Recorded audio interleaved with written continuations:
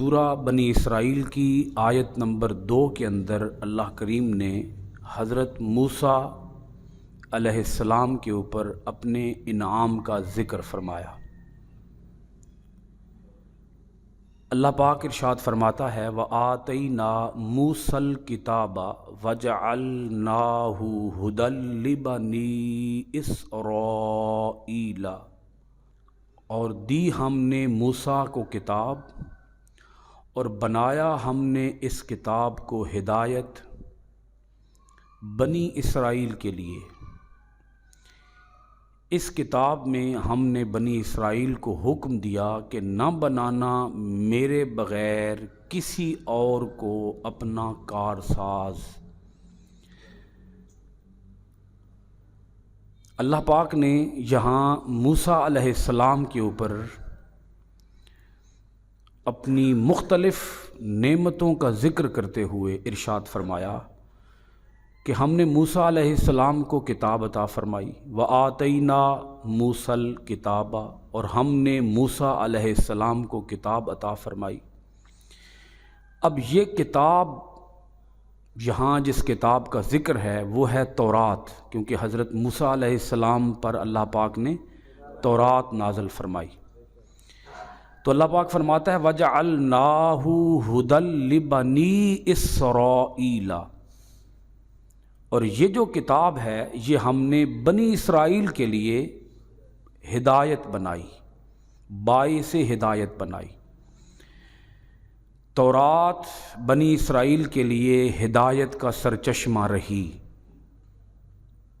اللہ کریم نے تورات کے اندر بیان ہونے والی ساری باتوں کا خلاصہ ایک جملے کے اندر بیان فرما دیا۔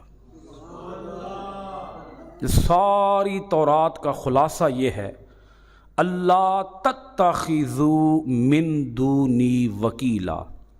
ہم نے اس تورات کے اندر بنی اسرائیل کو حکم دیا کہ نہ بنانا میرے بغیر کسی اور کو اپنا کارساز ہوں تو صرف میں ہوں، مددگار ہوں تو صرف میں ہوں، مشکل کشا ہوں تو صرف میں ہوں، تمہاری ساری ضرورتوں کو پورا کرنے والا ہوں تو صرف میں ہوں، مجھے ماننا اور پھر مجھ سے مانگنا، میں تمہاری ہر دعا پوری کر دوں گا۔ اس ساری تورات کا خلاصہ ایک جملے کے اندر ہے۔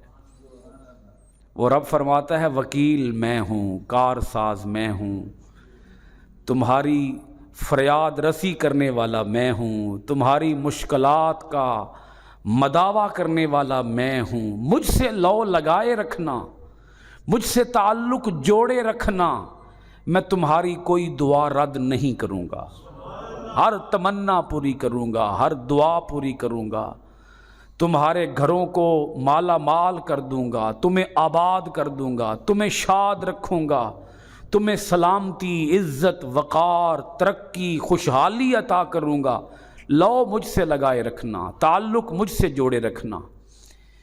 اب یہ جو اللہ کریم نے یہاں ایک جملے کے اندر ساری تورات کا حاصل اور نچوڑ بیان فرما دیا، تو یاد رکھیے گا یہ جو عقیدہ ہے، عقیدہ توحید، یہ مسلمہ عقیدہ ہے، یہ متفقہ عقیدہ ہے۔ مسئلہ یہ ہے کہ اگر ہم کسی سے مدد مانگتے ہیں کسی کو الہ سمجھ کر، پھر شرک ہوتا ہے۔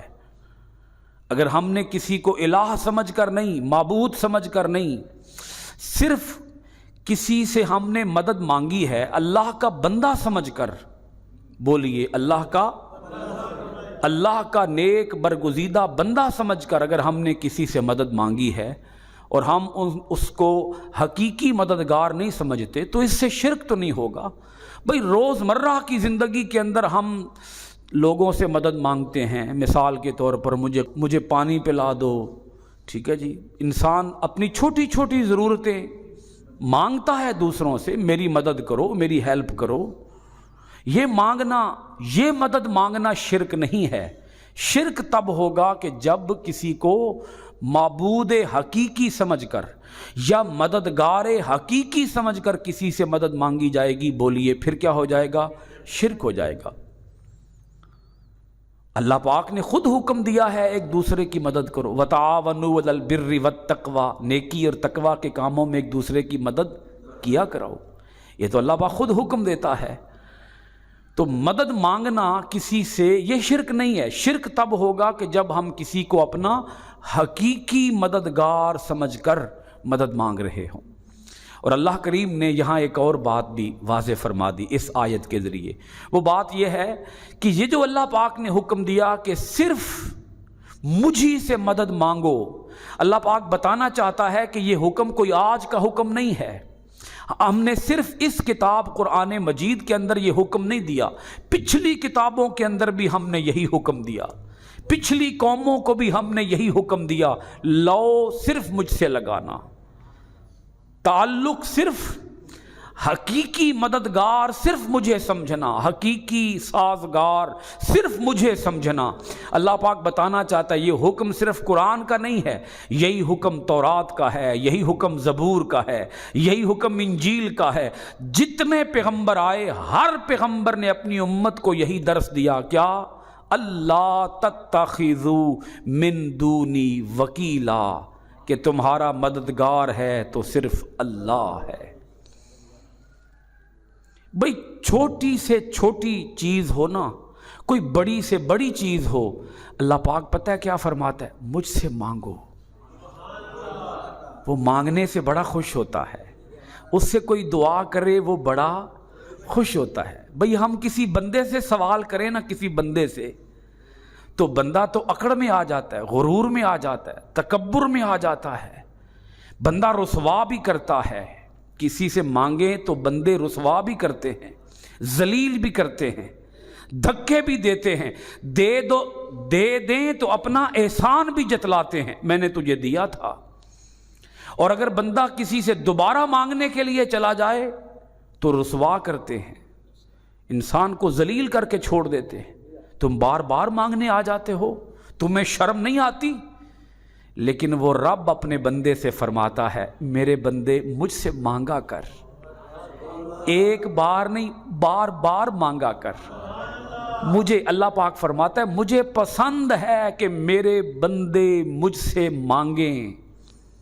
بھائی سمجھ آ رہی ہے؟ میرے بندے مجھ سے مانگیں، اور زیادہ مانگیں، تھوڑا نہ مانگیں، زیادہ مانگیں، بار بار مانگیں۔ اللہ پاک فرماتا ہے تم مجھ سے مانگو گے میں تمہیں ذلیل نہیں کروں گا۔ وہ رب فرماتا ہے میں تمہیں اور عزتیں عطا فرماؤں گا۔ جو مجھ سے مانگو گے تو میں عطا بھی کروں گا، عطا ایسا کروں گا کہ احسان بھی نہیں جتلاؤں گا، تمہیں رسوا بھی نہیں ہونے دوں گا، تمہاری شان و شوکت اور بڑھا دوں گا۔ حضور نبی کریم علیہ الصلوۃ والسلام نے یہاں تک ارشاد فرمایا کہ تمہارے جوتے کا تسمہ بھی ٹوٹ جائے اپنے رب سے مانگو۔ جوتے کا تسمہ بھی ٹوٹ جائے تو اپنے رب سے مانگو۔ اب جوتے کا تسمہ رب تو نہیں دے گا، بولیے کہ دے دے گا؟ جی بھئی کوئی سبب بنے گا نا، دے گا اللہ ہی، بولیے دے گا اللہ ہی، لیکن اللہ کیا بنائے گا؟ کوئی سبب بنائے گا۔ مثال کے طور پر مجھے اگر کسی نے پانی پلایا ہے تو اس نے میری مدد کی ہے۔ اب بتائیں اس نے جو مجھے پانی پلایا، کیا اس کے پاس ذاتی قوت تھی جس سے اس نے پانی پلایا؟ پانی پیدا کرنے والا اللہ، جن ہاتھوں کے ساتھ اس نے گلاس کو پکڑا، قدموں سے چل کے میرے پاس آیا، وہ ہاتھ اس کو دینے والا اللہ، وہ پاؤں اس کو دینے والا اللہ۔ تو وہ اس نے جو میری مدد کی ہے، اس کو پانی پلانے کی توفیق بھی کس نے دی ہے؟ بولیے اللہ نے دی ہے۔ ہمارا عقیدہ توحید کمزور نہیں ہے، بڑا پختہ ہے، پکا ہے۔ ہم توحید میں کچے نہیں ہیں، بڑے مضبوط ہیں۔ تو اللہ پاک نے یہی حکم دیا بنی اسرائیل کو کہ صرف مجھ سے لو لگانا، توکل مجھ پہ رکھنا، تمہارا مددگار میں ہوں، تمہارا بھروسہ میں ہوں، تمہارا سہارا میں ہوں، تمہاری ہر ضرورت پوری کرنے والا میں ہوں۔